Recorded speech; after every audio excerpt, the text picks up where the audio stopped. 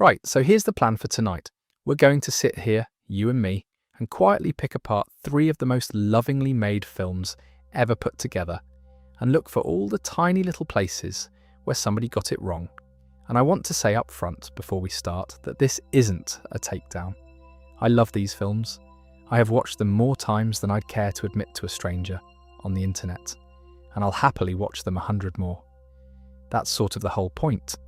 You don't spend years spotting little goofs in a thing you don't care about. You only do it with the stuff you've watched so many times that you've run out of new things to notice, and you've started noticing the seams.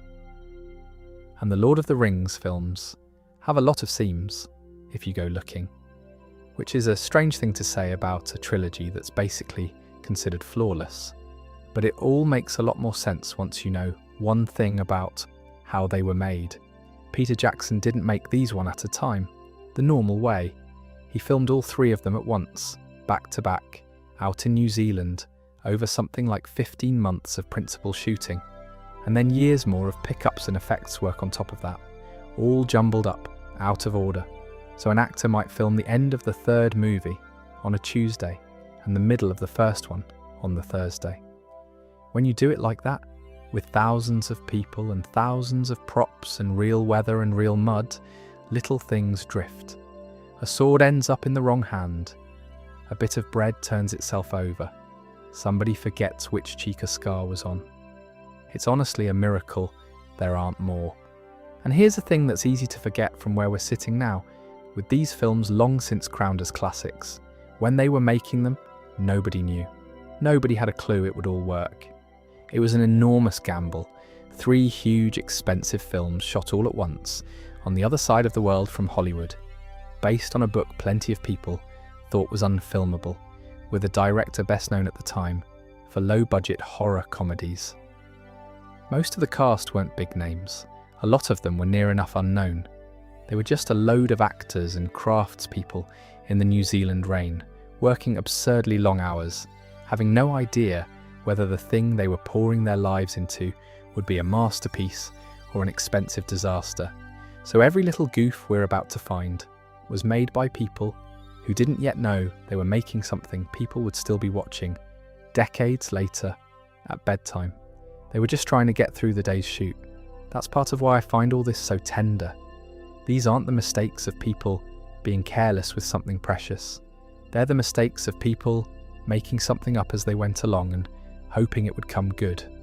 And there's a particular pleasure, I think, in loving a thing enough to see its seams. It's a bit like knowing someone really well. At the start, they're perfect and mysterious and you notice nothing. And then years in, you know all their little tells and habits and the funny way they do things. And you don't love them less for it. You love them more because now you're seeing the real them and not the polished version. That's what tonight is. We're going to get to know these films well enough to see all their funny little habits. It won't spoil them. Nothing could. So that's what we're doing. 100 of them. We'll wander through all 3 films roughly in order, from the Shire all the way out to the end, and we'll just have a look at the little cracks. No big build-up, no dramatic reveals, nothing to keep you on the edge of your seat, because the whole idea is the opposite of that. If you drift off somewhere around Rivendell, or Rohan, or whenever, that's a win. You won't miss anything. There's no twist at the end. It's just a long, easy walk through Middle-earth, pointing at the odd wonky bit as we go. If you're new here, a quiet subscribe is always appreciated, and then we'll never mention it again, because nobody wants a sales pitch when they're trying to nod off. Okay, get comfortable. Let's start where the whole thing starts, right at the very beginning, before we've even properly met anybody. So the film opens with that gorgeous prologue, Galadriel's voice telling you about the rings, the war, the last alliance of elves and men. It's all very solemn and grand, and it does the job of catching you up on thousands of years of history in about 6 minutes. And it's during this bit, before you've had a chance to fall in love with anyone yet, that we get our first little slip. It's Isildur, or rather, it's Isildur's feet. When they show the men marching, and later when things go wrong for him, if you look at what he's wearing on his feet, one of the fellas in that ancient pre-everything sword and sandal era of Middle-earth appears to be sporting what look an awful lot like modern hiking boots.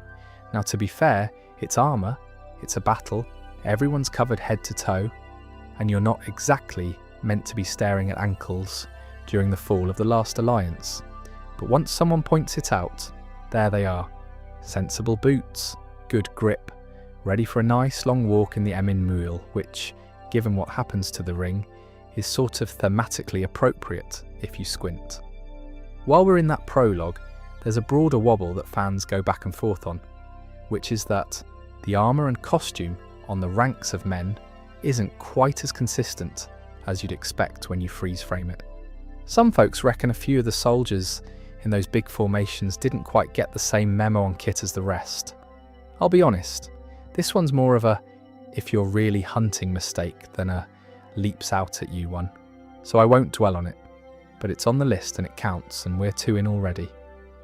But talking a bit about the Shire, because this is where the really famous one lives. And it's my personal favourite in the whole trilogy, just for how daft it is. There's a scene early on, Sam and Frodo out in the fields, a scarecrow in shot, that lovely rolling green Hobbiton countryside behind them. And in the distance, cruising along a road right to left, is a car. An actual car, a modern motor vehicle, pottering through the Shire like it's popping to the shops. Now here's the detail I love. It kicks up a bit of dust as it goes, and there's a chimney smoking away nearby. So some people to this day insist it's just chimney smoke, and there's no car at all. But chimneys, as a rule, tend to stay put, and this smoke is very much on the move. And here's the part that always makes me laugh. They removed it for the DVD. They went in and digitally painted the car out. So if you watch the disc, the hillside sort of shimmers and wobbles, where they've done the cut and paste job over it. But the car itself survived, uncut, in a couple of the behind-the-scenes documentaries, so we know exactly what it looked like. And then, best of all, in the commentary, Peter Jackson apparently said he'd never seen any car and had no idea what everyone was on about. While his own post-production team said, yeah, we didn't think anyone would ever notice, but we took it out anyway, just in case. So somewhere in there, either the director genuinely never clocked it, or he's having everyone on. I choose to believe he's having everyone on. It's funnier that way. And here's a fun detail. The Shire road situation gets worse, because that's not the only bit of modern life that snuck in. There's a separate moment where you can spot tyre tracks across the grass. Nice clear tyre tracks in a place that is meant to have precisely 0 rubber tyres in its entire history. So the Shire, this cosy little corner of a world with no engines, no roads, no wheels bigger than a cart, quietly has 2 separate pieces of evidence that somebody drove through it. I find that genuinely lovely. 4 mistakes down and we've barely left the front gate. Now since we're at Bilbo's party, the fireworks hand us a quick one. Merry and Pippin, being Merry and Pippin, nick one of Gandalf's big dragon fireworks and set it off inside a tent. And just before it goes up, you see the inside of that tent is properly full. Dishes, bits and bobs, party clutter everywhere. Then the firework launches, takes the whole tent up with it, and in that shot everything inside has completely vanished.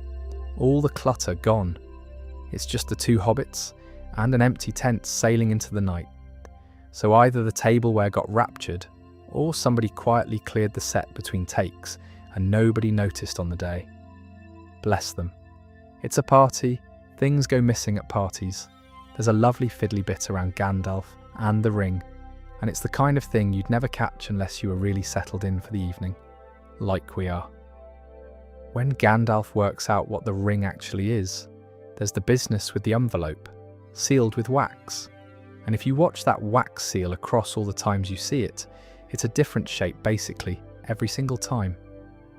When Gandalf first melts it and presses it, when he hands the envelope over to Frodo, when Frodo has a look at it later, when Gandalf comes back and Frodo digs it out of the trunk, and when it finally gets chucked into the fire. 5 appearances, 5 slightly different seals. Nobody was tracking the wax. Why would you? It's wax, but somebody, somewhere, now cannot watch that scene without checking. And rounding off the Shire, there's a wardrobe wobble with Frodo's shirt at bag end during the gift-giving and the general business of him being handed his whole destiny.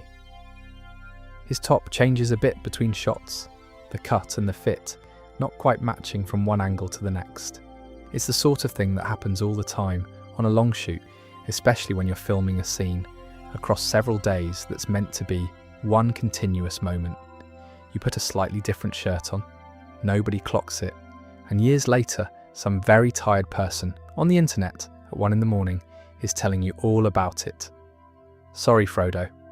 Right, so they leave the Shire and the Black Riders turn up, and we get one that Elijah Wood himself flagged, which I always think is nice. It's the bit where the hobbits are hiding, pressed up under the roots of a big tree, and a ring wraith comes prowling along right above them. Now watch how the wraith arrives. There's clearly open space on both the left and the right of that tree. So logically, if it's walking past behind the tree, you'd see it appear on one side and then move across. But it doesn't do that. It sort of oozes out from the dead centre of the tree, like the tree gave birth to it. On the commentary, apparently Elijah Wood asks the others if they ever spotted it, and describes it as the wraith sort of appearing out of the middle of the tree. So that's not just some pedant online, that's the fellow who was under the tree at the time. No notes. Things settle a bit later in the extended cut, when Frodo's telling Sam about the wood elves, and they scramble up a hill to watch them pass. Frodo and Sam swap which side they're standing on between shots. One angle, Frodo's on the right and Sam's on the left.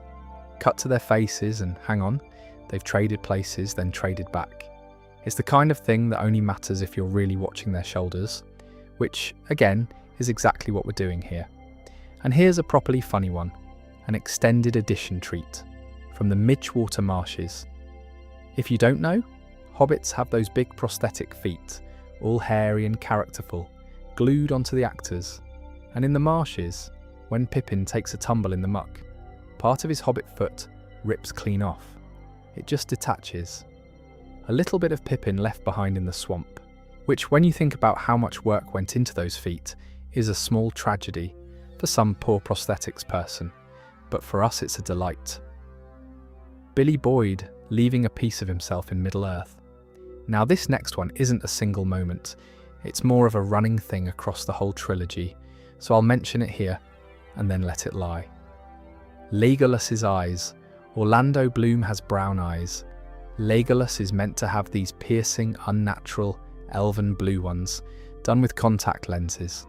But contacts are miserable to wear for 14-hour days, so throughout all 3 films, his eye colour quietly flickers between the blue he's supposed to have and Orlando's actual brown, especially in the close-ups. Once you notice it, you'll clock it in every film, so I'm sorry in advance for that. An elf with commitment issues about his own eyes. The Council of Elrond gives us one of those classic disappearing prop moments, and it's Gandalf's staff. He's sitting there during all the arguing about what to do with the ring, staff clearly by his side. Next shot, the staff's gone. Camera comes back round, and it's returned. It just quietly nips off and comes back, which, given he's a wizard, you could almost hand wave as magic, except it's very obviously just somebody forgetting to put the prop back. Gandalf, master of the mystic arts, master of the vanishing walking stick. And the same scene hides another, when Gimli decides the sensible thing to do with an ancient artifact of ultimate evil is to smash it with his axe, which, respect, very dwarf of him. The axe shatters obviously, because you don't just break the one ring, and the broken pieces of it scatter on the little stone pedestal the ring is sitting on. You see them there in the close-up, then the camera pulls back for a wide shot of the whole council, and the pieces are gone. Then it cuts back in close, and the pieces are back again.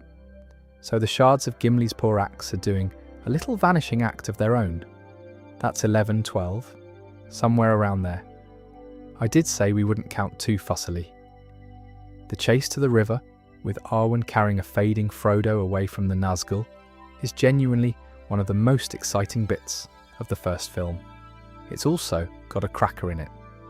When Arwen wheels her horse around at the water's edge, look at Frodo. Or rather, look at the thing that is standing in for Frodo. For the wide action shots, they've obviously got a stunt double, or more accurately, a sort of prop hobbit, slumped there to be the injured Frodo. And as the horse turns sharply, this fake Frodo bounces. It boings up and down like it's on a spring, in a way that a real unconscious, half-dead person very much would not. It's only a second, but it's a proper rubber band wobble. Poor lad's meant to be at death's door, and he's bouncing like a bath toy.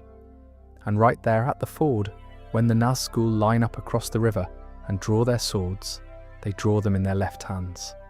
Then in the very next shot, the swords have jumped to their right hands, 9 identical hooded terrors, and they can't agree on which hand to hold a sword in. Honestly, for an ancient brotherhood of undead kings, the coordination's a bit poor. But we'll let them off. They've had a long few thousand years. They try to cross the mountain, Caradhras, and it does not go well, and there's a nice little revealing moment in the snow. When Frodo takes a tumble and rolls down the snowy slope, just before Boromir picks up the ring, if you look at the actors' feet, you can see the edges of the stockings they were wearing to protect themselves. Because they were walking about in real snow for that bit, and real snow is cold, so somebody very sensibly gave them foot coverings, and the camera just caught the edge of them. I actually think this one's quite sweet. The illusion is these hardy travellers braving the mountain barefoot and brave, and the reality is a props team going, "Please lads, at least wear the socks, it's freezing," and after the mountain beats them, they're resting down in a rocky spot called Hollin, and Saruman sends his spy crows, the Creebane, sweeping overhead. Everyone dives for cover, and this is the one that always gets me. Just before the crows arrive, Bill the pony is standing there, tethered in the background, plain as day. Then the crows come, everybody hides, and when the camera looks again, no pony, nowhere. So in the 2 or 3 seconds they had to scramble, somebody managed to hide an entire pony, and hide it so well that not even the birds could find it. Where do you put a pony that fast? I have so many questions and the film provides no answers. Marvellous.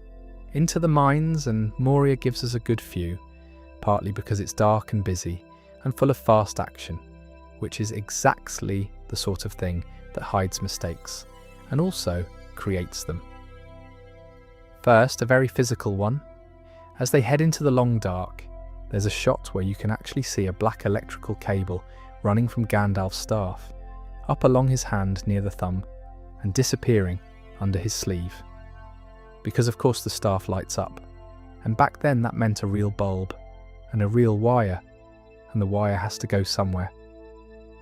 This is one for the extended edition and you have to be looking, but it's there. The light of Gandalf is, at that moment, mains powered, or battery powered, either way, powered. The distances go a bit funny at Balin's tomb, which is such a sad, quiet scene, so it feels a bit rude to nitpick it, but here we are. When Gimli drops to his knees in front of the tomb, grieving, in one shot he's a fair few feet back from it. Next shot he's suddenly so close he could rest his head right on the stone. Then he's back to being further away again. So poor Gimli is sort of jolting back and forth relative to the tomb, which rather undercuts the moment if you notice it. So try not to. Here's one I love because it's a magic system falling over. Frodo's sword, Sting, is meant to glow blue when orcs and goblins are near. It's an early warning system. It's a whole established rule of the world. And then in Moria, when the orcs come pouring in, and Frodo actually draws Sting to defend himself, with orcs literally right on top of him, the blade just doesn't glow. Not even a flicker. So either the enchantment took the day off, or somebody forgot to switch the glow effect on for that shot. I like to imagine Sting just being a bit lazy that day. You had one job, sword. Then there's the cave troll, and a nice quick continuity flip. When the troll stabs Frodo and he goes down, he falls with his face pointing to the left. He stays like that as Aragorn crawls over to him. But when Aragorn actually reaches him and turns him over, Frodo's now facing to the right. He's rotated at some point when no one was looking. And Boromir, at the broken staircase, gets caught sheathing his sword twice.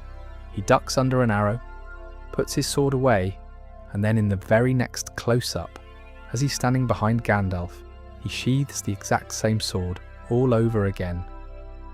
Very thorough, Boromir. Can't be too careful with a sword. Best put it away twice.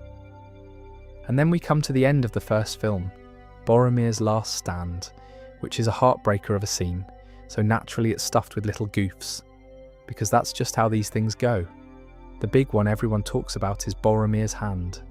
As he's dying and having that final gorgeous conversation with Aragorn, watch his hand on Aragorn's shoulder. From the angle behind Aragorn, Boromir's got a firm grip on him. Then it cuts to Boromir's point of view, looking up, and the hand isn't there.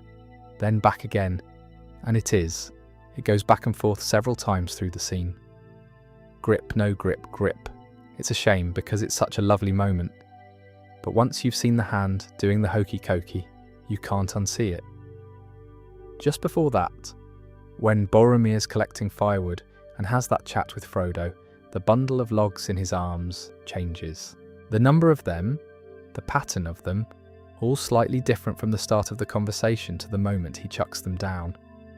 Firewood's tricky to keep track of, in fairness. It all looks like firewood. There's a fun pair around the actual fighting. When Legolas shouts about the Horn of Gondor and Aragorn goes rushing past him, Aragorn comes so close that Legolas has to lean back out of the way. Then in the wide shot, Aragorn runs past him again, except this time there's loads of room between them. So Aragorn essentially does the run past Legolas twice, once cosy, once spacious. And in the fight with Lurtz, the big nasty Uruk leader, Aragorn gets slammed into a tree and his sword flies out of his hand. Then there's a shot of Lurtz chucking his shield, and in that shot, Aragorn's sword is back in his hand again, only for it to fly out a second time when the shield hits. That sword's very keen, leaps out of his hand, sneaks back in, leaps out again. And Merry and Pippin pick up a positioning slip during all this. After Lurtz looses his first arrow at Boromir, you see the little hobbits on one side of him throwing stones. Then the next shot, they've hopped right over to the other side of Boromir entirely. They teleported across the battlefield in the edits, bless them. That's around the 26 mark, and that's basically the first film sewn up. So let's have a little pause and then wander into the second one. Since we've been talking about that fight, here's a fun fact to see the first film out on, and it's about John Rhys Davies, who plays Gimli. He's missing the very tip of one of his fingers from a farming accident when he was a boy, so the makeup team made him little gelatin fingertips to wear to complete the hand. And apparently, one day he sliced one of the fake tips in half, filled it with fake blood, closed it back up, wandered over to Peter Jackson, looking all casual, and went, "Boss, I've had a bit of an accident." Jackson sees a small cut, and then Rhys Davies bends the tip back and it splits open and gushes everywhere. The man used his own special effects finger to prank the director. That's the energy I want you drifting off to. Right, second film. Before we move on, since we've been living inside the first film for a while, I want to sit for a minute on how these things were physically made, because honestly, the more you know, the more forgiving you feel about every little goof we've been picking at. When you understand what they were up against, the miracle isn't that there are 100 mistakes. The miracle is that there are only 100. So the feet, those big characterful hobbit feet we watched fall apart in the marshes, they weren't a one-off. The way the story tends to get told, the workshop made something like 1,800 pairs of prosthetic hobbit feet across the whole production. 1,800. Because they're glued on fresh, they get destroyed in a day of tramping through mud and rivers, and then you bin them and glue on a new pair tomorrow. Every single day, 4 hobbits, fresh feet, for months and months. Somebody's entire job was feet. I think about that person a lot. Imagine going home, and someone asks what you did at work today, and the honest answer is, oh, feet. And here's one that always gets me, because it's such a patient bit of planning. The Hobbiton set, that impossibly lovely little village with the round doors and the gardens and Bag End up on the hill, was built well ahead of time, roughly a year before they needed to film there, specifically so the gardens could grow in and the whole place could settle and look properly lived in and real. They planted it and then just left it alone to become a real place. That's not set building, that's gardening with a very long lead time. And it's why the Shire looks like somewhere people have lived for generations rather than somewhere that got knocked up the week before. Patience, basically. A whole village grown like a vegetable patch. Now the height thing. We talked about forced perspective earlier, when the hobbits kept changing size, so I won't go over the mechanics again, but I do want to mention what it cost the actors, because there's a genuinely poignant fact buried in it.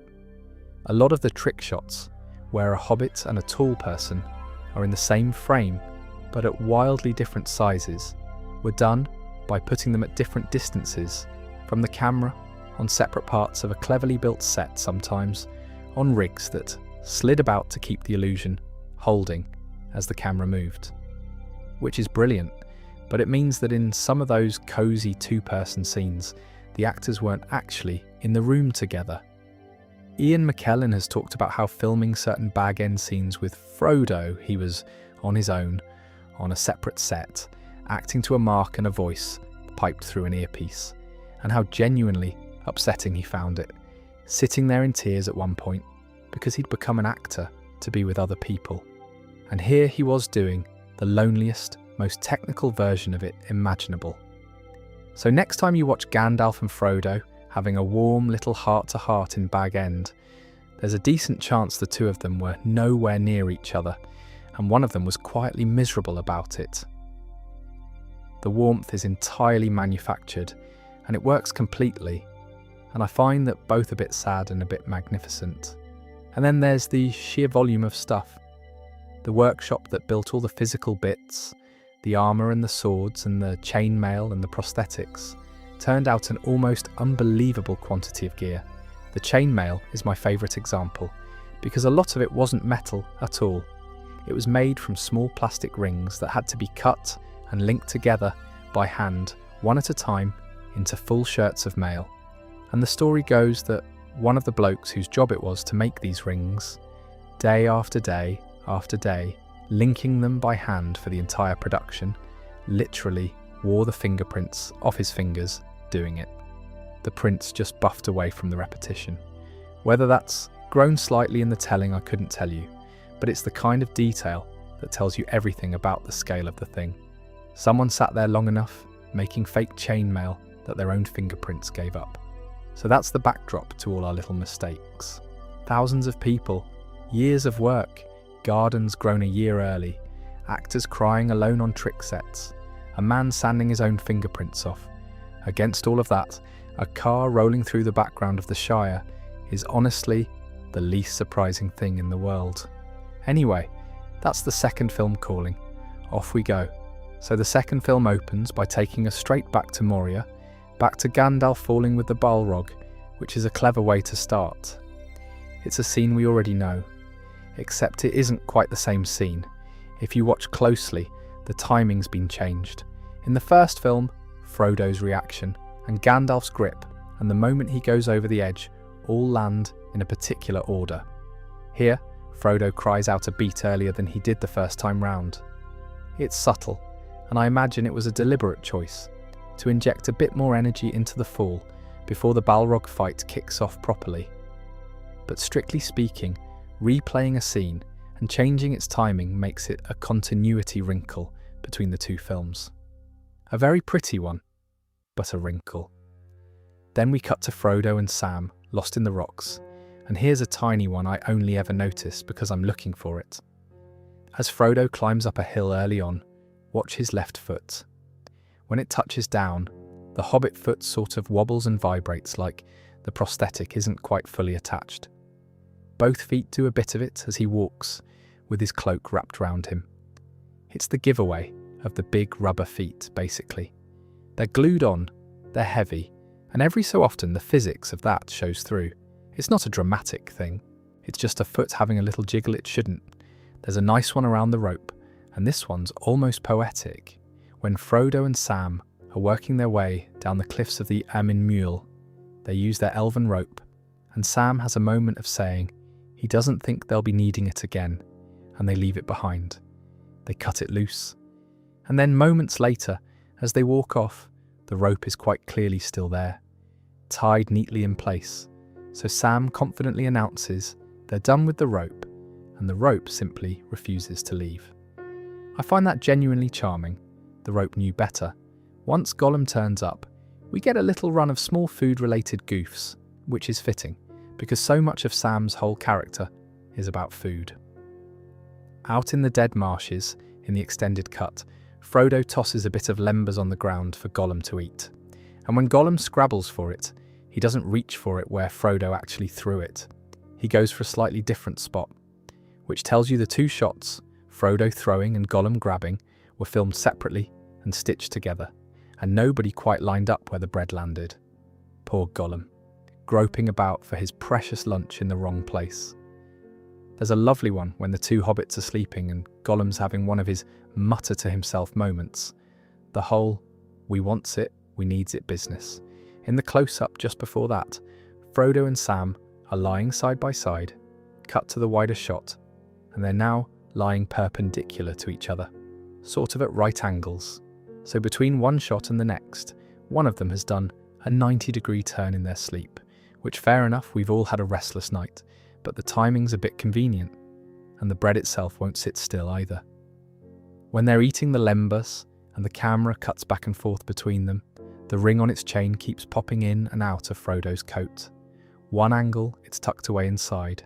Next angle, it's hanging outside. Then it's back in, and Sam's lembas leaf does a similar thing. In the close-up, one corner of the leaf it's wrapped in is sticking up.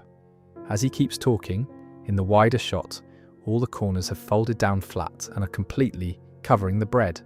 So the leaf sort of tidies itself up between shots. Honestly, if I had a leaf that folded itself neatly the moment I looked away, I'd be thrilled. Very low maintenance packaging. Now, Merry and Pippin's whole storyline in this film starts with them being dragged across the plains by the Uruk-hai, and this gives us one of the most famous goofs in the entire trilogy. It's the hands. They've been taken captive, tied up, and their bonds don't get cut until much later, when they scramble free during the fight. So for this whole stretch, their hands should be bound. But in the chaos, when a horse nearly comes crashing down on Pippin, he throws his arms up near his face to protect himself, and his hands are completely free, spread right out, not a rope in sight. Then in the very next shot, they're bound again. It's such a clean, obvious one that even people who aren't looking for mistakes tend to catch it. His hands just take a quick holiday from being tied up, right when he needs them, and then go back to being tied. There's a companion goof when the Uruk-hai stop to rest by Fangorn Forest. They drop Merry and Pippin on the ground, right next to each other. And then Pippin has to crawl a noticeable distance across the grass to get close enough to speak to Merry. So they were dumped side by side, but suddenly there's a gap between them. And this one actually has a proper explanation, which I love. On the extended edition, Peter Jackson says those bits were filmed about 2 years apart and were originally meant to be two different scenes entirely, then got cut together. So it's not carelessness so much as it is the sheer madness of how these films were made. 2 years between one hobbit lying down and the next shot of him. That's the kind of thing that causes this stuff. And here's a good moment to mention a trick that causes loads of these little slips, because it's about to come up again and again. It's the flipped shot. When editors want a shot to face the other direction, sometimes they just mirror the image, flip it left to right. Usually you'd never notice, but if a character has something that's meant to be on a specific side, it gives the game away. Take Merry's head wound. When he's running from an orc in Fangorn, he's got a big gash on the left side of his head. Then when he's up in Treebeard's hands, it's on the right side. And it flips back and forth several times through the film, because they keep mirroring shots and the wound keeps hopping across his forehead, depending on which way round the picture is. Once you know to watch for it, you start spotting flipped shots everywhere, usually by a wandering scar or a bag that's on the wrong shoulder. We'll see plenty more of these. While we're with the 3 hunters chasing the Uruks, keep an eye on Legolas's bow, in a shot where Aragorn, Legolas and Gimli are searching about. Legolas is only holding half a bow. He's got it gripped in the middle, and the rest of the bow is just gone. It's the sort of thing that happens when a prop gets swapped or a stunt version gets used, and for a second the finest archer in Middle-earth is armed with about 50% of a bow. And in the extended edition, there's a geography one, where Legolas announces the Uruks have turned northeast toward Isengard, except the trio are chasing westward toward Isengard. So if the Uruks had genuinely turned northeast, they'd have been doubling back and running almost straight at the people chasing them. It's a line that got in that doesn't quite match the map. Middle-earth is very precisely mapped, so the fans absolutely noticed. Over in Rohan, when the people of Edoras are being evacuated up to Helm's Deep, keep an eye on Eowyn's hair. Across the various shots of her during that exodus, it's arranged a little differently from one to the next, tucked one way, then another. It's a small thing, hair on a windy hillside during a mass evacuation shot over multiple days, but it drifts. Éomer, before he's sent into exile, gives Aragorn and the others a couple of horses and fumbles a bit doing it. As he swings up onto his own horse to ride off, his sword slides right out of its sheath and drops. Just falls out, which, for a marshal of the market, a professional horse lord, is a slightly embarrassing bit of housekeeping. Keep your sword in your scabbard, Éomer. People are watching, and Shadowfax gives us a couple. First, as Gandalf and the others gallop toward Edoras and ride up the hill to the hall, Shadowfax has a white rope around his neck. Then as they ride on through the town, past all the people, the rope's gone. But the better Shadowfax one is this. Shadowfax is meant to be this wild, noble horse that only Gandalf can ride. No saddle, no bridle, a free spirit. And the horse genuinely wouldn't take a saddle and bridle nicely. So the crew spent the whole film working very hard to hide the fact that Gandalf is, in fact, sitting on a normal saddle. You can sometimes catch him holding the front of it under his robes, or gripping a thin little bridle. And then, right at the end of the film, in the big shot of everyone on horseback, you can plainly see Gandalf's feet sitting in stirrups. All that effort to sell the wild, untamed horse, undone by a clear view of the stirrups. I think that's rather sweet, actually. The horse won, and the saddle stayed. The landscape itself trips up in a way fans go back and forth on, where in some of the Rohan riding shots, you can see snowy mountains in the background that don't quite square with where they're meant to be geographically. New Zealand's so photogenic that I imagine it was very tempting to just point the camera at whatever gorgeous vista was to hand. Continuity of the map be damned. I'd have done the same. Have you seen New Zealand?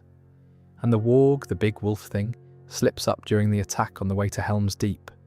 When the warg raises its head from a kill and growls at Gimli, it's got spikes on the harness around its neck, and its teeth are stained with blood.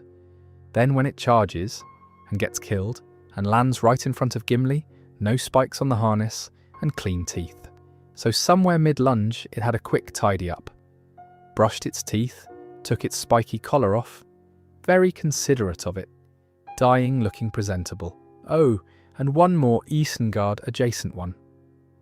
When Saruman and Wormtongue look down from Orthanc at the huge Uruk army spread out on the plain, all those enormous pits and caverns that had been dug into the ground earlier, the ones where the army was being bred, have largely vanished. The landscape had been shown as this churned up, pitted hellscape, and now it's mostly just flat plain with an army on it. The holes filled themselves in.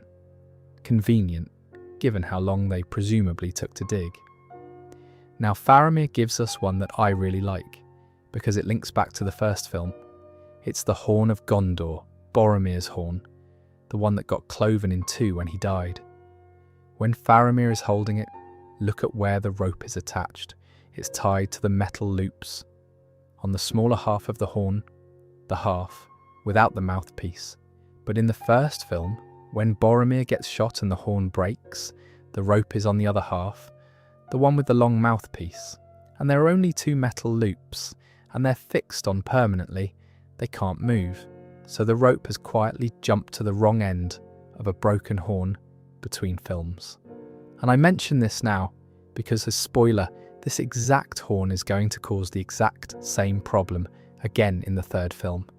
With a different character, it's the goof that keeps on giving. A tiny prop inconsistency that spans an entire trilogy. In Osgiliath, there's one with Frodo's chain, the one the ring hangs from. As things get tense, the chain seems to get noticeably longer.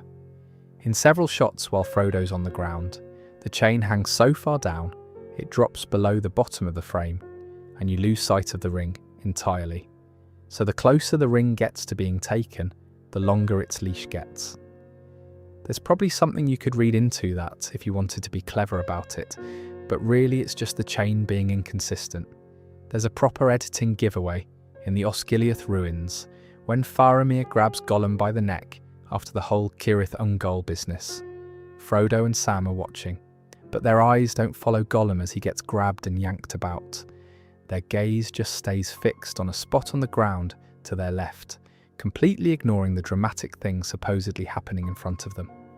Which tells you Gollum was added in later, and the shot of the hobbits was filmed separately, when there was nothing there for them to look at.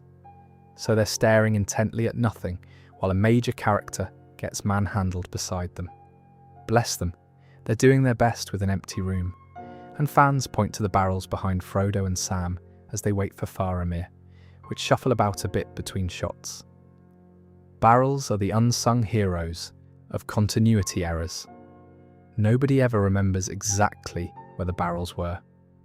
Quick fun one, extended edition, when Merry and Pippin get into Saruman's storeroom after Isengard's been flooded, and they're having a lovely time raiding the pantry. In the close-up, Merry's holding an apple and a big glass jug of wine. Camera pans out to show the whole storeroom, and now he's holding an apple and a turkey. The wine jug has become a roast bird, which is honestly the kind of magic I'd like to have access to. Look away, look back, your drink's a turkey. That's a good afternoon. Right, Helm's Deep, the big one. And a huge, long, rainy night battle filmed over ages is going to have goofs in it. It just is, so let's gather up a few. First, Gimli's height, and this is a good moment to explain how they did the size difference, because it causes a lot of little wobbles. Gimli's a dwarf, John Rhys-Davies is not a short man, so they used all sorts of tricks. Forced perspective, where they put the actor further from the camera so he looks smaller. Scale doubles, clever staging, and because they're mixing all these methods, Gimli's height relative to Aragorn isn't always consistent. In one shot he's up around shoulder height, in another he's down near the waist. It shifts depending on which trick they used for that particular shot. It never breaks the illusion badly, but if you watch 2 Gimli and Aragorn shots back to back, sometimes the dwarf has quietly grown or shrunk.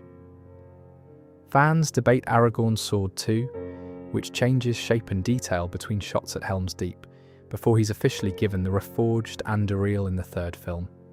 Prop swaps, stunt versions, that sort of thing. If you're the type who's memorised the exact shape of every blade in these films, and those people exist and I salute them, it's a distraction. Here's my absolute favourite Helm's Deep one, and it's the elves. The elves turn up to help defend the fortress, and elves are meant to be graceful and coordinated and elegant beyond mortal ken. And during the battle, while Aragorn's shouting commands to the elven archers in the rain, look just to the left of him. There's an elf who gets clonked in the head by the quivers on the back of the elf standing next to him, just gets bonked by his neighbour's arrows.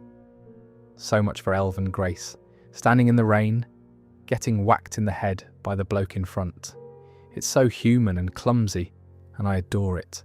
There's an armour one with Theoden, as he recites that lovely bit of poetry about the horse and the rider. Gamling is putting his armour on him, piece by piece. But when the camera returns to a wide shot, Theoden's still only got his breastplate on. So the arming up sort of unhappens between shots. And there's a great little revealing one during the retreat into the keep.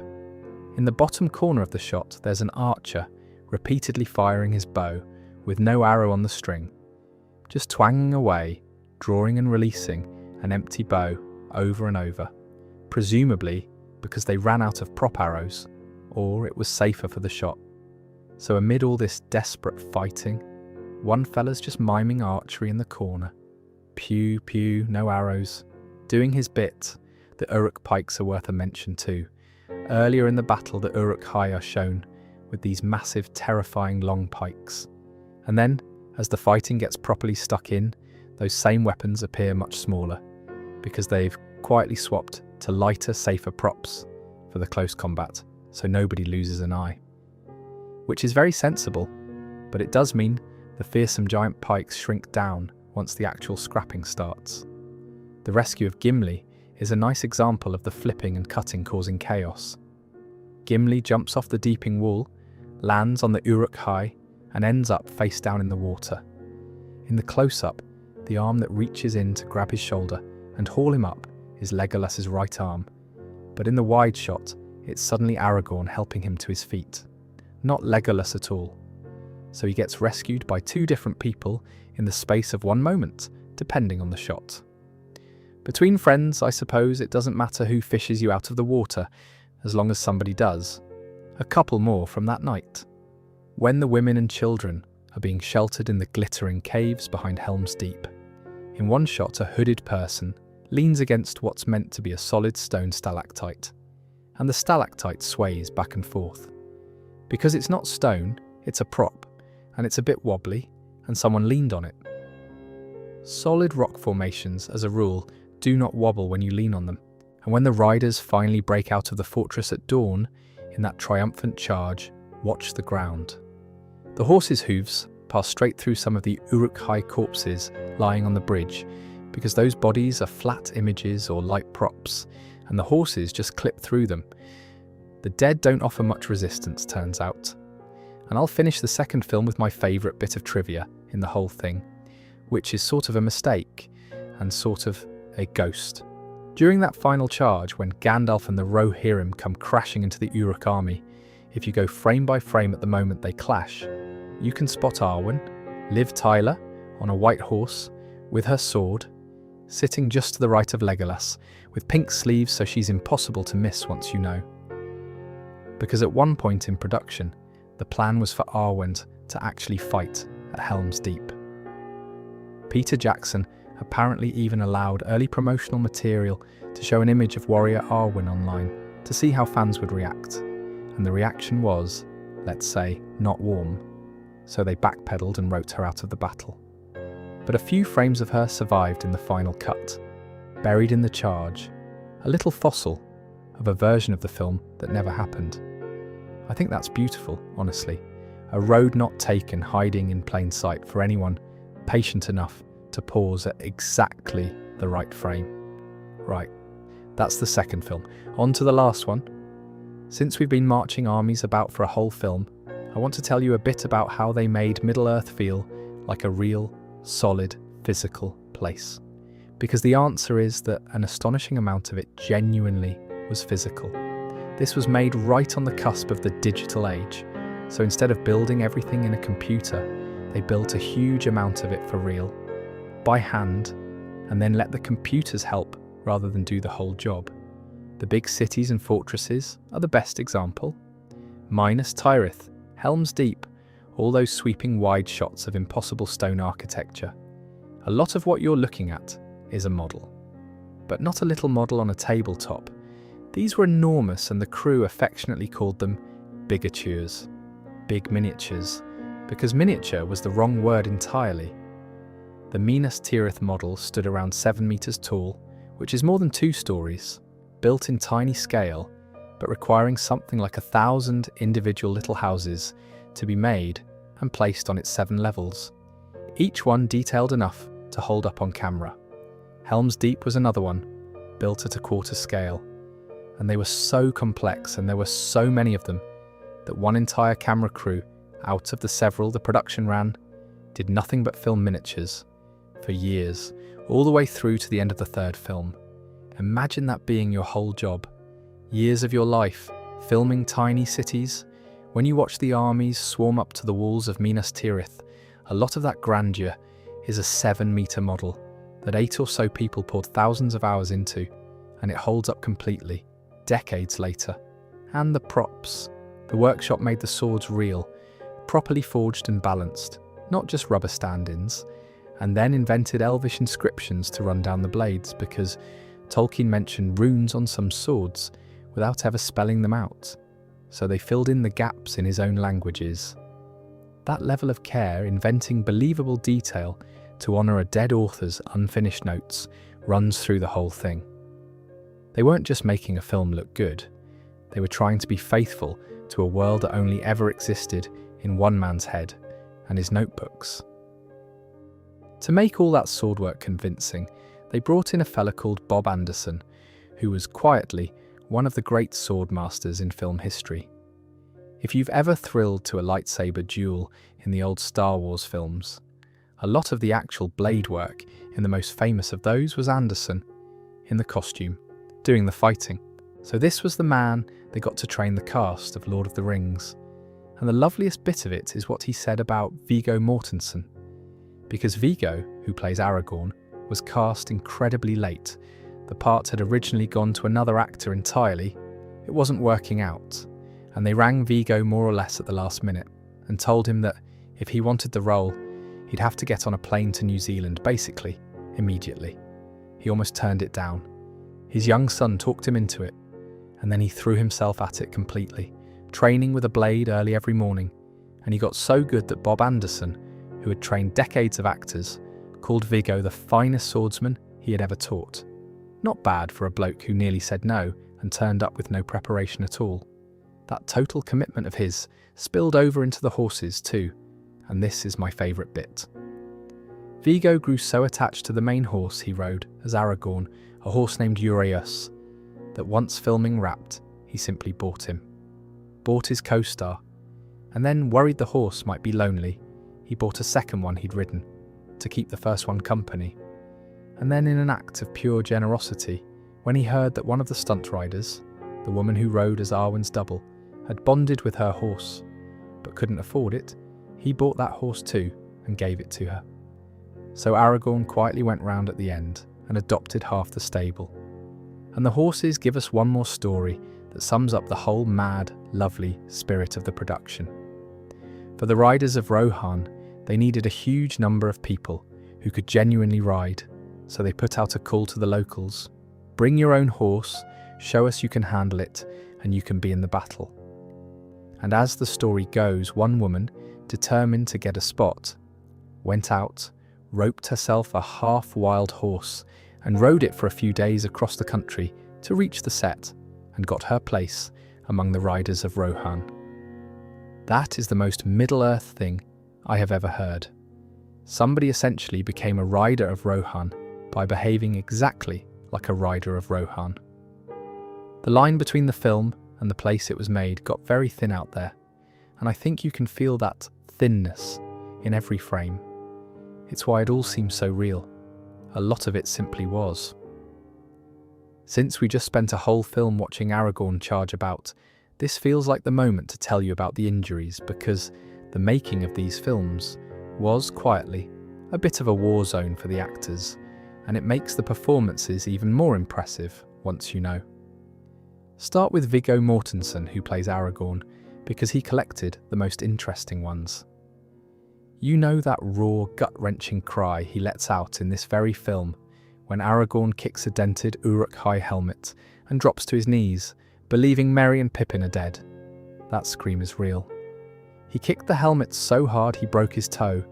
Some tellings say 2 toes, and the sound that comes out of him is genuine pain, not acting. And Peter Jackson, being Peter Jackson, kept the take. So the single most emotional noise Aragorn makes in the trilogy is the sound of a man who has just badly hurt his foot and decided to stay in character about it. I think that's magnificent and also slightly unhinged, and it's why people love him. That wasn't even Viggo's only knock. He chipped a tooth at one point during this film, and rather than stop, a apparently asked whether he could just glue the tooth back on so they could keep shooting, and Jackson had to more or less order him off to the hospital like a parent. And earlier, back during the first film, he went surfing with the hobbits, and he came back with a black eye, which meant they had to shoot him mostly from one side in the Mines of Moria sequence to hide it. So the noble, weathered face of the future King of Gondor was, for a stretch there, being carefully angled to conceal a surfing injury. Those two hobbit actors were, it seems, a menace to everyone's health. Which brings us neatly to Sean Bean, who plays Boromir, and who had a completely different sort of ordeal. And this one I find genuinely lovely. Bean was, at the time, quite scared of flying, and a lot of the mountain scenes needed the cast to be helicoptered up to remote, snowy, gorgeous locations. On one flight, Monaghan and Boyd, those two again, thought it would be hilarious to ask the pilot to shake the aircraft about a bit to wind Bean up. He did not find it funny. He found it so unfunny that he simply refused to fly to set after that. So instead, for the high mountain scenes, including that beautiful bit where Boromir is tempted by the ring in the snow, Bean would get into full Boromir costume and makeup at the bottom of the mountain, and then hike all the way up, on foot through the woods and the snow, in the armour, sometimes setting off around 2 a.m. to make the shoot, then hike all the way back down afterwards. So while everyone else took the 2-minute helicopter ride, there was Sean Bean, in full plate armour, trudging up a New Zealand mountain in the dark, rather than get in the chopper. That is either the most committed piece of acting preparation imaginable, or the most stubborn, and I genuinely can't decide, and I adore him for it either way. And there's a lovely detail about Boromir's death that Bean gave us too. When they were working out how to film him getting shot with all those arrows, the crew were tying themselves in knots trying to do it with complicated wire rigs, the old school way, pulling arrows in on wires and so on. And Bean, apparently getting a bit tired of the faff, just said, more or less, "Look, just stick it in and I'll pretend. Just put the arrow there and let me act," which is such a wonderfully no-nonsense, working actor thing to say, and it's part of why that death scene lands so hard. Less machinery, more Sean Bean simply deciding to be believable about having an arrow in him. He wasn't the only one to bleed for it either. Orlando Bloom, our elegant elf Legolas, broke some ribs falling off a horse during the production.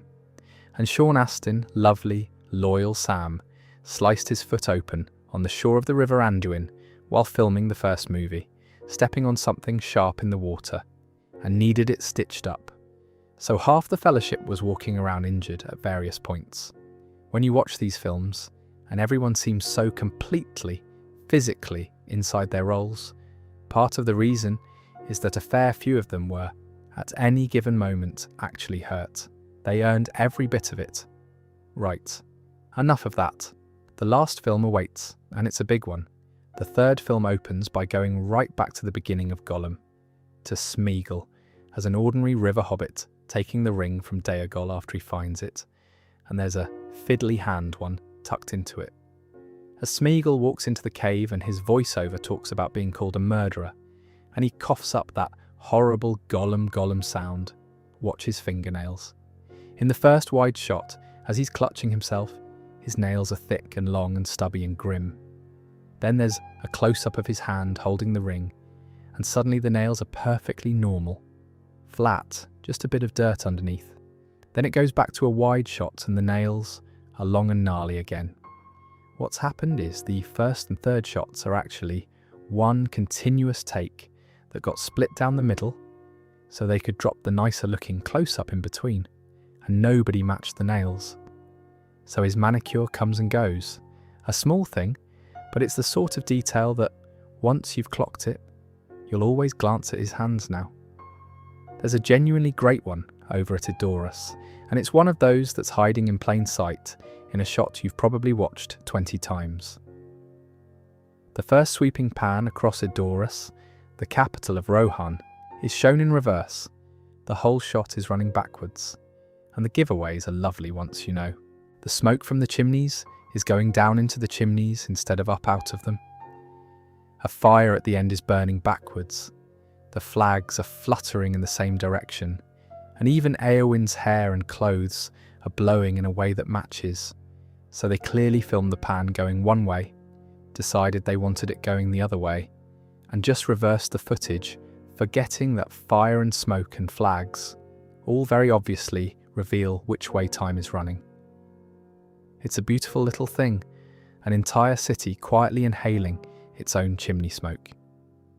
Now over at Isengard, there's a continuity one with Grima Wormtongue up on the Tower of Orthanc, and this is extended edition.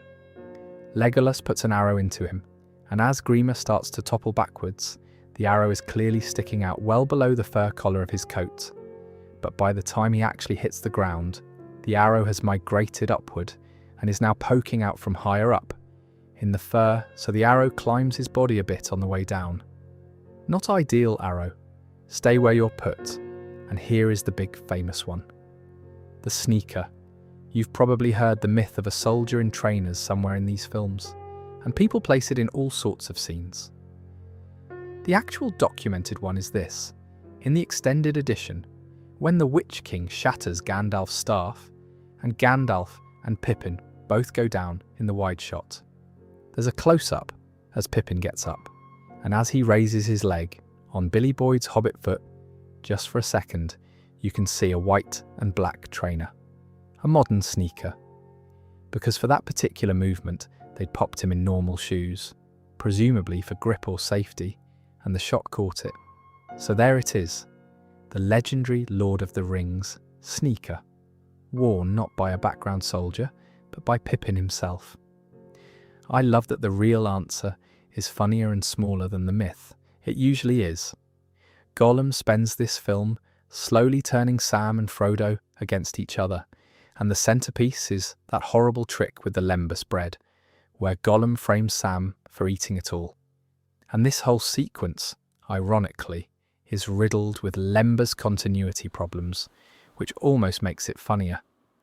So Gollum sneaks up while Sam's asleep and sprinkles lembas crumbs on him to make it look like Sam scoffed the lot. And if you follow the crumbs, it's a mess. In one shot, the grey blanket completely covers Sam as Gollum starts sprinkling. Next shot, the blanket slips down to his shoulder. Next shot, it's covering him fully again. And the crumbs are only on the blanket. Then Sam stands up and the blanket's on the ground, and there are no crumbs at all. And then later, when Gollum does his big accusing bit, the crumbs are shown on Sam's cloak, even though Gollum had sprinkled them on the blanket, not the cloak. So the incriminating evidence keeps relocating itself. For a frame-up, it's held together with sticky tape, and it gets better, because in the accusing shot itself, the crumbs on Sam's shoulder don't actually appear until the exact moment Gollum reaches over to brush them away. They're not there, and then they're there precisely when he needs them to be. And later still, when Sam finds the dropped lembas further down the trail, there's a problem too. When Gollum chucks the bread off the ridge earlier, you see the leaf, it was wrapped in flutter away separately, while the wafers drop straight down. But when Sam finds it, there are wafers still neatly wrapped in the leaf, plus a few loose ones lying about, so the bread re-wraps itself on the way down the mountain. Honestly, at this point, the lembas has more continuity errors than most whole films. It's the single most error-prone bread in cinema, and I say that with affection. Right, the White City. Gandalf and Pippin arrive at Minas Tirith, and there's an extended edition one that's almost cheeky in how obvious it is once you spot it. In the opening shot, Gandalf's standing on the balcony, and you can see all the buildings alongside it. Then as he delivers his line about the garrison at Osgiliath falling and the last defence of the city being gone, the shot comes back to the buildings beside the balcony, and they're completely different. Not a camera angle difference, not a trick of perspective. Different buildings. The city rearranged its own architecture between two shots of the same conversation. Minas Tirith did a bit of light town planning while Gandalf was talking. Small one in the hall of Denethor. When Gandalf and Pippin walk in, the back of Gandalf's cloak is clean and white. After the whole tense exchange, when Gandalf turns and stalks out, the bottom of his cloak has got noticeably dirtier. So he picked up some grime just by standing in Denethor's throne room, which, given the mood in that room, feels about right, but it's the props not matching rather than the atmosphere. There's a brooch one with Pippin right after he finds Merry's cloak. In the shot facing the ground as he picks it up, the little elven leaf brooch is pointing vertically toward Pippin's right. Next shot, facing Pippin, the brooch has swung round to horizontal, pointing the other way. Those Lorien leaf brooches, by the way, are one of the great telltales for flipped shots throughout these films, along with Sam's pots and pans. If you ever want to catch a mirrored shot, watch the brooches. They're forever pointing the wrong way. And here's the callback I promised you back in the second film. The Horn of Gondor. When Denethor holds the broken horn, that little metal loop with the rope is on one side of the cloven end. But in both the first and second films, that loop was on the opposite side. Same permanently fixed loop, wandering from one side of the horn to the other across 3 whole films. I find it genuinely impressive that a single small prop managed to be inconsistent in all 3 movies in slightly different ways. That horn is the trilogy's most reliable source of goofs. Absolute workhorse. A siege one. There are big trebuchets, the catapult things, mounted along the walls of Minas Tirith. But in the front on wide shot, as Faramir and the Gondorian soldiers ride out toward Osgiliath with the city behind them, all the trebuchets have vanished from the walls. In the side shots they're there, front shot they're gone. Presumably a different version of the city model or a different render, but the effect is that the city's entire artillery quietly disappears for one angle and then comes back. There's a spatial impossibility around Denethor's death that Peter Jackson actually owned up to. So I'll be fair and call it what he called it, which is poetic license, rather than a straight mistake. In the extended edition, the Tomb of the Stewards, where Denethor sets himself alight, is shown to be way out behind the city, over on the mountainside, reached by a long bridge. And then flaming Denethor runs all the way to the far prow of the city and hurls himself off the very front. The distance between those 2 spots is enormous. There is no way a man on fire sprints that far. And on the commentary, Jackson basically admits it makes no geographical sense, but he'd wanted that dramatic shot of Denethor plummeting off the point of the city for ages, so he took the license. Fair enough, honestly. It's a stunning shot. Sometimes you let the map lose. Couple more quick Minas Tirith ones. When Gandalf knocks Denethor out with his staff and shouts to prepare for battle, the silver brooch on his cloak is on backwards. Not upside down, backwards, which is oddly specific and even funnier because apparently his belt is on perfectly fine and everything else is correct. It's just the brooch that got flipped.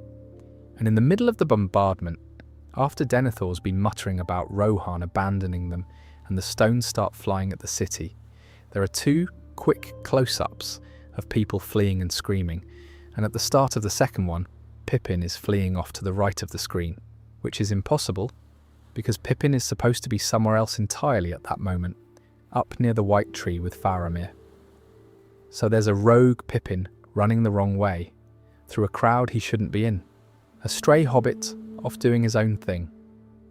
Frodo's trip through Shelob's lair is proper nightmare fuel, and it's also, from a nitpicker's point of view, an absolute goldmine, mostly because it's a big effects sequence with the actor rigged up on wires, which is exactly when the seams show. When Frodo gets caught in Shelob's web and is hanging there, in the first close-up the camera pans down to his feet, and you can see both ankles are wrapped and strapped into foot supports, with the wire cables attached and visible, especially on his left. Turn a bit further and you can spot the wrist and arm support on his right arm too, the one holding Sting. So the whole rig that's holding Elijah Wood up is on show. It's the price of doing a real hanging shot with a real actor. Gravity has to be handled by something, and here you can see exactly what. The web itself won't behave either. Once Frodo's all wrapped up, there are a bunch of shots in a row where the amount of web on him, and where it is and whether it's even there, keeps changing between the close-ups and the wide shots. Webbing is a nightmare to keep consistent, I imagine, because it's this sticky, stringy, unrepeatable stuff, so it just does its own thing, shot to shot. There's a lovely, delicate one during Frodo's vision of Galadriel in the lair. He lifts his head to see her reaching out to him, and there's a leaf in his hair. In the first close-up, it's a green leaf. In the second, it's a brown leaf. In the third, it's the green one again. And the other leaves around him are shifting about too. So even in this ethereal, magical, tender moment, the set dressing is quietly rotating. Green leaf, brown leaf, green leaf. Nature can't make up its mind.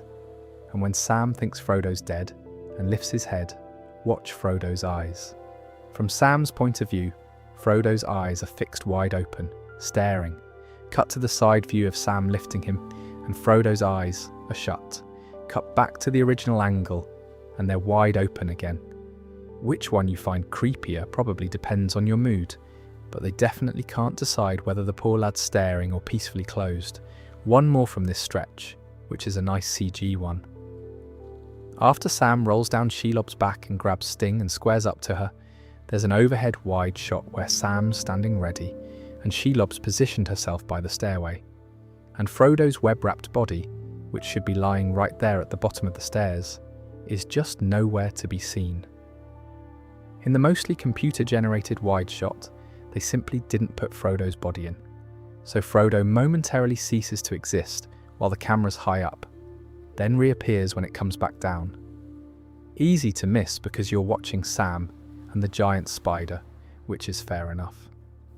Then up in the Tower of Cirith Ungol, where Frodo's been captured and tied up, the crew give themselves away, while the two orcs, Gorbag and Shagrat, are arguing over Frodo's mithril shirt. Keep an eye on the background behind Frodo's shoulder. There's a crew member moving about back there, clearly not one of the orcs. And in another shot, up in the top corner, you can catch a crew member's face. So there are real present-day film people wandering around in the dungeon just out of the main focus. And the two orcs give us a nice one too, because in the middle of their scuffle, there's a close-up of Gorbag where he's suddenly bald. He's not wearing his wig or hairpiece for that shot as Shagrat shoves him toward the pit. So one of the orcs briefly loses his hair in the heat of the fight, which, given orcs, is honestly the least of their problems. But it's there. And to round off Cirith Ungol, a classic flipped shot. On the stairs, after Gollum says his bit about needing to climb, there's a close-up of Hobbit feet, and then a shot of Frodo and Sam climbing that's been mirrored. The easy tell is the big stew pot on Sam's back. It's on his left side in that shot, but he actually carries it on his right. So the moment you see Sam's cookware on the wrong shoulder, you know the whole picture's been flipped. Sam's pot's doing the Lord's work of exposing edits once again. And now we come to the big one, the Battle of the Pelennor Fields, which for my money is the most spectacular thing in the whole trilogy, and which, being enormous and chaotic and stitched together from 1,000 shots, is naturally full of little cracks. Let's wander through a few of them gently, because there's no rush, and the battle's going to be there whenever we get to it. Start with poor Theoden's death, which is one of the saddest moments in the films. So of course it has a wandering prop the size of a house. When Theoden is dying and the Witch King looms over him, saying his line about feasting on his flesh, there's no dead Mumak, no Oliphaunt carcass behind Theoden. Then the instant Éowyn appears to defend her king, there's suddenly this enormous Mumak carcass lying right there behind him, and the thing flickers in and out. In some shots the giant beast's body is there. In others, including some of the bird's eye views, there's no Mumak anywhere near. So one of the largest creatures in the film keeps popping into and out of existence in the background of an intimate death scene. You genuinely wouldn't think you could lose track of something that big. And yet, sticking with Éowyn and the Witch King, the weapon plays up in a way fans go back and forth on. The Witch King's weapon seems to change between a flail, that spiked ball on a chain thing, and a sword, from one cut to the next during their fight.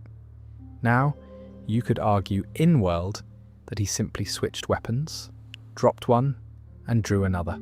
And that's a perfectly reasonable defense, but the speed of the swap between shots leans more toward filming oversight than tactical choice.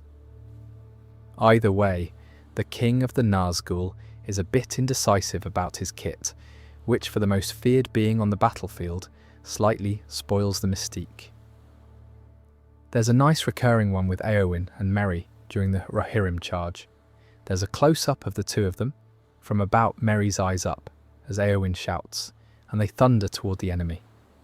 And that same close-up gets used twice, once for the initial charge at the orcs, and then again later when the Mumakil approach, except the second time it's been flipped. So it's the same shot of them mirrored, doing double duty, which is a totally normal, sensible editing move, reusing a great shot, but it means, if you're paying attention, you'll notice you've seen that exact moment of Éowyn before, just the other way round. Speaking of the Oliphants, Legolas has his big showpiece, climbing up one of the Mumakil and bringing the whole thing down single-handedly, which prompts Gimli's wonderful little grumble that it still only counts as one. Lovely moment, and during it, as Legolas is scaling the side of the beast and pivoting on a rope, watch his quiver. As he swings round, the arrows in the quiver pass straight through the skin of the computer-generated Oliphant. They just clip through it, because getting a real prop quiver to interact perfectly with a giant digital creature is genuinely hard, and every so often the two layers don't quite respect each other. So the arrows phase through the elephant. It's the kind of thing that's completely invisible, at full speed and glaringly obvious the moment someone freezes it. I'll not belabor the Legolas costume stuff, but for completeness, the colour of the shirt you can see through the slits at the sides of his coat wanders a bit during the Oliphant sequence too. Sometimes his normal silvery colour, sometimes an odd brownish green. Costume under battle conditions, filmed across who knows how many days. It drifts like everything else. And here's one about Aragorn that's become quite famous, and it's a hair situation. When Aragorn arrives with the army of the dead, sweeping in to turn the tide, there's a shot where his hair is dripping wet, and then in the very next shot, it's more or less dry and nicely styled. So somewhere in the space of a cut, he's had a quick towel off and a blow-dry mid-battle, which does slightly undercut the grand heroic entrance. Bless him, arriving to save Gondor and finding a moment to sort his hair out. Priorities. Now here's a fun fact to go with all this, and it's one of my favourites. Peter Jackson, who loves sticking himself in his own films, has a cameo in this one as a corsair pirate on one of the ships. You see him walking across the deck, and in the extended edition, he gets an arrow from Legolas straight in the chest and dies very dramatically, so the director cast himself purely so that one of his own heroes could shoot him. There's something quite lovely about that. A man who spent years building this world, quietly writing himself in just to get theatrically killed by an elf. No notes. Perfect. Let's ease off the battle for a bit, because there's a whole run of goofs around Frodo and Sam and the reunion in Minas Tirith, and they're gentler. Back on the stairs of Cirith Ungol, when Gollum makes his move, says his bit about clever hobbits climbing so high, and leaps onto Frodo and Sam, there's a busy little cluster of slips as they tumble about. When Gollum wrestles Frodo onto his back, Frodo's shirt is wide open at the neck, and crucially, the necklace with the ring is just gone. Not there at all. Then in the very next close-up, as Gollum's throttling him, the necklace is back. So the single most important object in the entire story, the thing the whole 11-hour saga is about, quietly winks out of existence for a shot and then returns. Of all the things to lose track of. And as Frodo rolls down the steps face down in that same scrap, one of the suspenders on his back pops off, and you can actually see the little button flying off toward the ground. And of course his braces are perfectly fine again in the following shots. So he sheds a button mid-tumble, and then it unsheds itself. The crew slip into that fall too, when Sam is carrying Frodo on his shoulders, and Gollum jumps them, and they go down the stairs, and Frodo ends up on his back. You can spot the black body protector he's wearing under his costume, first at the neck, then peeking out under the untucked front flap of his shirt. It's the padding that stops the actor getting hurt doing the fall, and it's just visible for a moment. Sensible thing to wear falling down stone steps, less sensible to let the camera see it. And this is the right spot to mention Frodo's scar, which is one of the great wanderers of the whole trilogy. In the second half of this film, Frodo's got a small scar on his lower right cheek, near his chin, and it will not sit still. Across loads of shots it changes position and size on that cheek, and because of all the flipped shots we've talked about, it also jumps over to his left cheek entirely in the mirrored ones, most obviously up on the slopes of Mount Doom when Sam's cradling his head. So the scar migrates around his face, depending on the shot and which way round the image is. If you ever want a quick way to check whether a Frodo shot's been flipped in this film, find the scar. It's a reliable little compass, always pointing at somebody's editing decisions.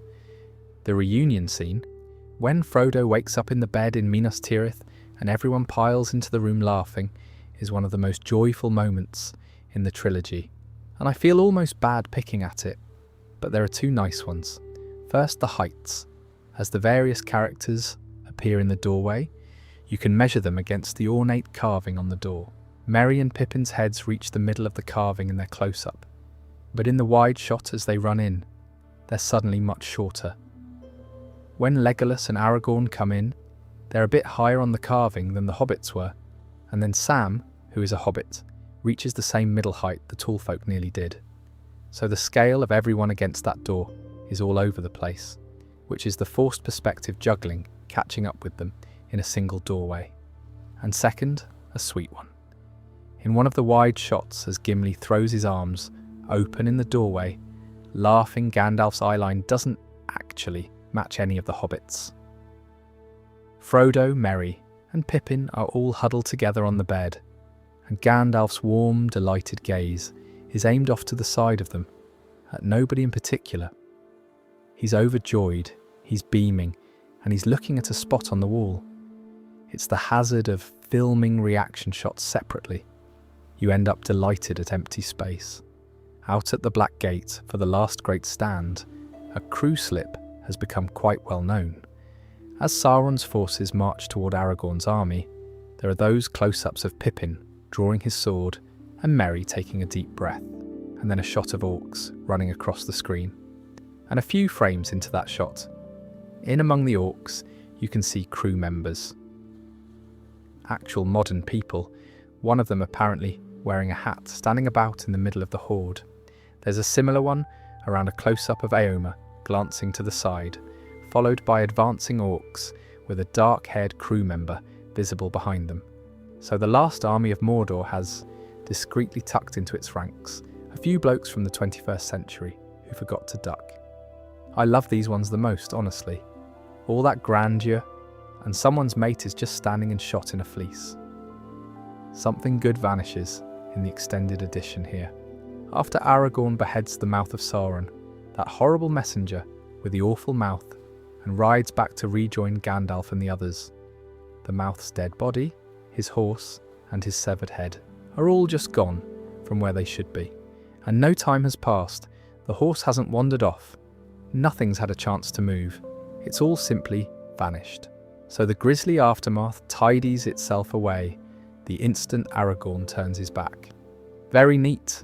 Somebody clearly wanted the shot clean and didn't fancy leaving a headless corpse cluttering up the frame, which fair, but it does mean a whole horse evaporates. And inside Mount Doom, at the very climax, there's one that's almost too on the nose. After Gollum bites off Frodo's finger to get the ring, and they both go over the edge, Sam looks down and sees Frodo hanging on, and reaches for him, telling him to take his hand. And as Frodo stretches up to grab Sam, with the hand that's just lost a finger, you can quite clearly see that the finger isn't gone at all. It's Elijah Wood's real finger, bent right back and tucked down to give the impression it's missing, complete with the blood and gore from the bite. So in the most important, most emotional grab in the entire trilogy, if you look at the wrong finger, the illusion falls apart and you can see it's just folded under, which is such a small, human, practical bit of movie making, and it sits right in the middle of the biggest moment. I find that oddly comforting, actually. Even here, at the absolute peak of it all, it's still just people making a film with tape and bent fingers and doing their best. And then we get the endings. All of them. The film famously has about 4 or 5, and I mean that fondly, because I'd happily watch 6. And a couple of little goofs live in that long, warm goodbye. When Frodo's back in the Shire, finishing Bilbo's book, adding his own chapter to There and Back Again, there's one caused by reversed footage. As he finishes writing, he gets that old pain in his chest. The wound from the Nazgul blade at Weathertop, all the way back in the first film, and he clutches at it. Now, he does put his quill down, but that happens before the pain hits. And then in the next shots, as he's clutching his chest, he's got the quill in his hand again. Sam comes in. Next consecutive shot, Frodo, still clutching his chest, no longer has the quill, and he's never shown putting it down. So the quill keeps appearing and disappearing from his hand across a few quiet shots, because of footage being reversed or pickups not matching. It's a tiny thing in a very tender scene, and I only mention it because we're completists here tonight. And right at the very end, at the Grey Havens and after, there's a wardrobe one with Sam. As the 4 hobbits arrive at the Havens, Sam's wearing a yellow waistcoat with brown buttons over a white shirt.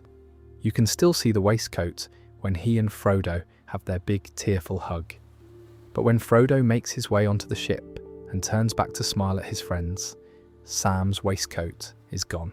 Still gone as the 3 remaining hobbits turn to leave.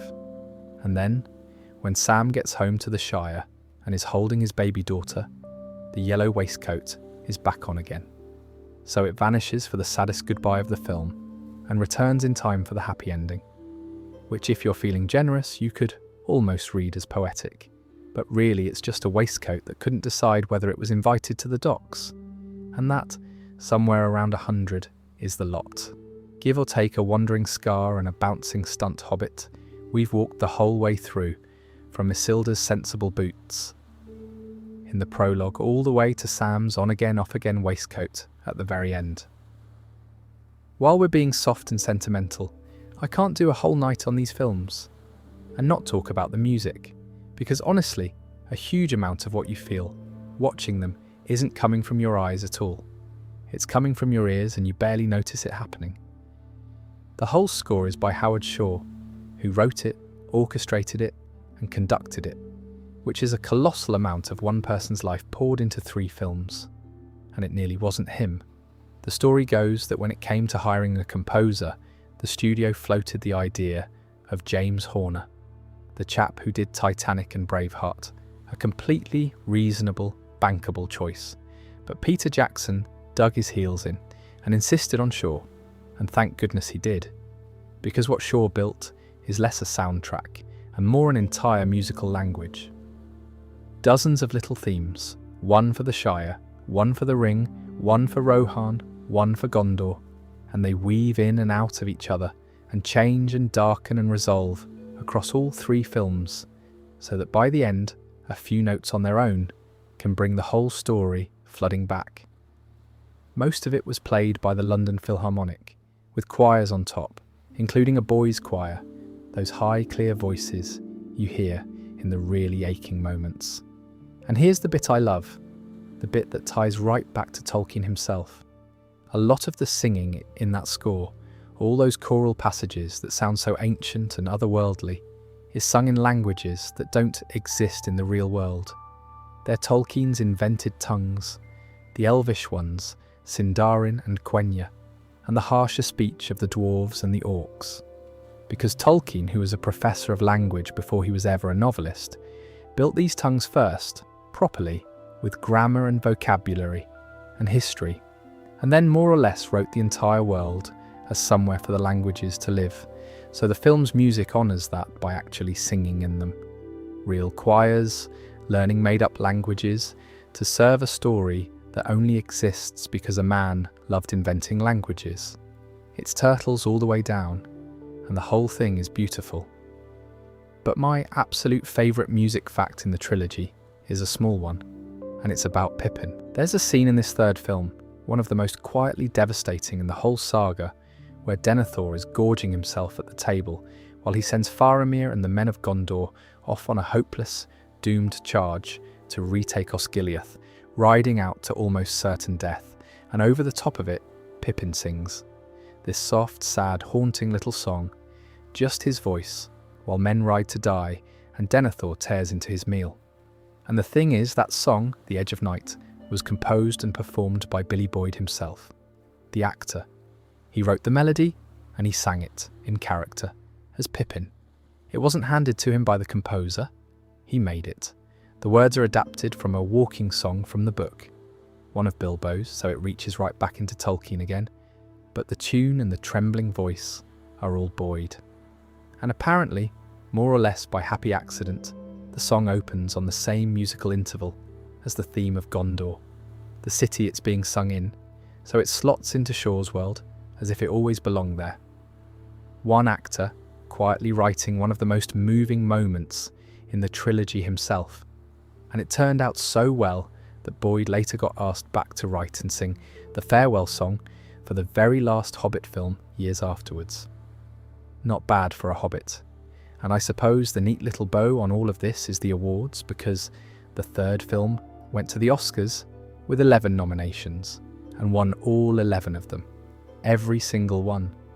Best Picture, Best Director, Best Original Score for Shaw, Best Original Song for Into the West, which Annie Lennox sings over the very end, the whole lot. It tied the all-time record for most wins, and it remains the only proper fantasy film ever to win Best Picture. So a genre that Hollywood had spent decades treating as a bit silly, a bit for children, swept the most serious night in the business clean, which, given everything we now know went into it, the grown men crying alone on trick sets and hiking mountains in armour, feels entirely earned. Right, now the people. Before we wind down properly, I want to spend a few minutes on some of the people behind the faces, because the third film, in particular, leans so hard on a couple of performances that are half acting and half wizardry, and the stories behind them are the good kind of bedtime story.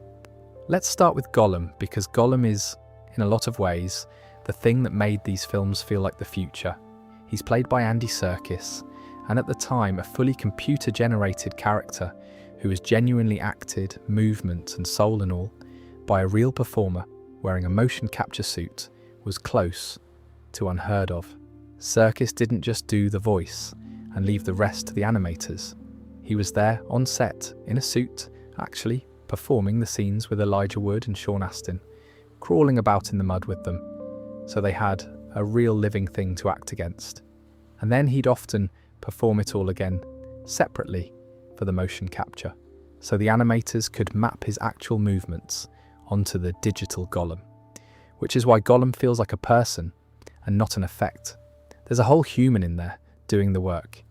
And here's the fun fact everyone loves, and it's about that horrible, unforgettable noise, the Gollum sound, the wet little throat cough that gives the creature his name. The way Serkis has told it, the inspiration came from his cat. Watching his cat cough and hack while trying to bring up a hairball, and thinking, that awful retching swallow, that's the sound. So one of the most iconic character noises in film history is essentially a man doing an impression of his own cat being sick. I think that's perfect.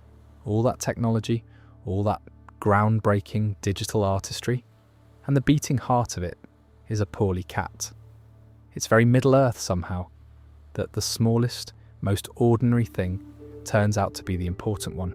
Then there's Christopher Lee, who plays Saruman, and who is one of my favourite bits of casting in anything, ever, for reasons that go well beyond the films. Because Christopher Lee was, as far as anyone knows, the only member of the entire cast to have actually met J.R.R. Tolkien. He ran into him once briefly, in a pub in Oxford, and by his own account was so awed that he could barely get a word out, beyond a respectful hello. And Lee wasn't a casual fan who happened to land the part either. He reread The Lord of the Rings every single year of his adult life, every year. So when he turned up on set, he arguably knew the material more deeply than anyone else there, cast or crew. There's a lovely poignancy to it too, because what he'd apparently always dreamed of playing was Gandalf, the good wizard, the heart of the thing. But by the time the films came round, he was in his late 70s, and Gandalf does a lot of running and fighting and falling off bridges, so the role went to Ian McKellen, and Lee was cast as the fallen wizard, Saruman, instead. And he's magnificent in it. But I always feel a little pang knowing the one person who'd loved the book longest and hardest got to play the villain rather than the hero he'd dreamed of. He gave it everything anyway. That voice alone does half the work. And staying with sound for a moment, because so much of the fear in these films lives in the soundtrack rather than the picture. Those Nazgul screeches, that awful piercing shriek the ring wraiths make that goes right through you. The story is that the sound came from Fran Walsh, who co-wrote and produced the films alongside Peter Jackson.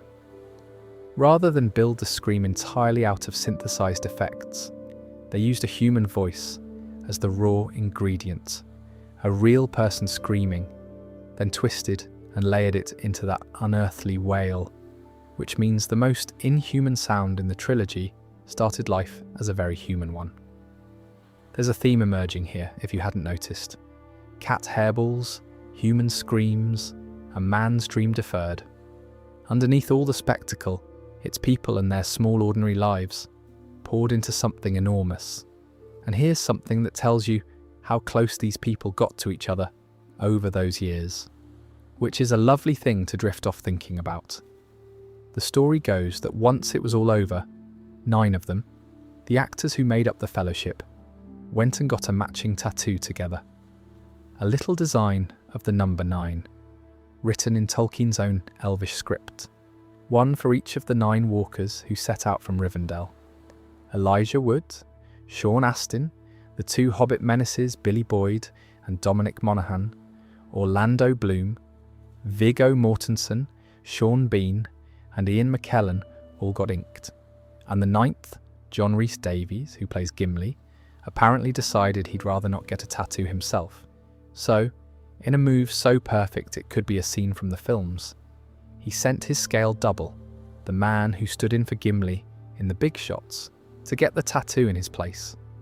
So there's a fella walking around with the Fellowship tattoo purely because he was Gimli's body double, and the actual actor couldn't be bothered with the needle. I love that more than I can say, and those friendships genuinely lasted. Boyd and Monaghan, Merry and Pippin still natter away about it all these years later. They even started a podcast together, just to keep telling the old stories. Some films you make and forget. This was clearly not one of those. The cameos are worth a mention too, because Peter Jackson couldn't help sticking himself and his people into his own world. We already caught him getting shot as a corsair in this last film, but that was actually his 3rd appearance. His very first, right back in the first film, is a blink and you miss it moment in the town of Bree, where you can spot Jackson himself loitering in the street, cheerfully munching on a carrot as Frodo and the hobbits arrive in the rain. A carrot. That's how the director of the most acclaimed fantasy trilogy ever made chose to introduce himself into it, chewing a vegetable in the background of a wet market town. And it wasn't just him. All sorts of the crew and their families turn up tucked into crowds and cameos throughout, real people woven quietly into the fabric of Middle-earth, which is a rather beautiful way to build a world out of the actual people who love it. So those are a few of the people behind the faces, and they're the reason 100 little goofs can't lay a finger on these films.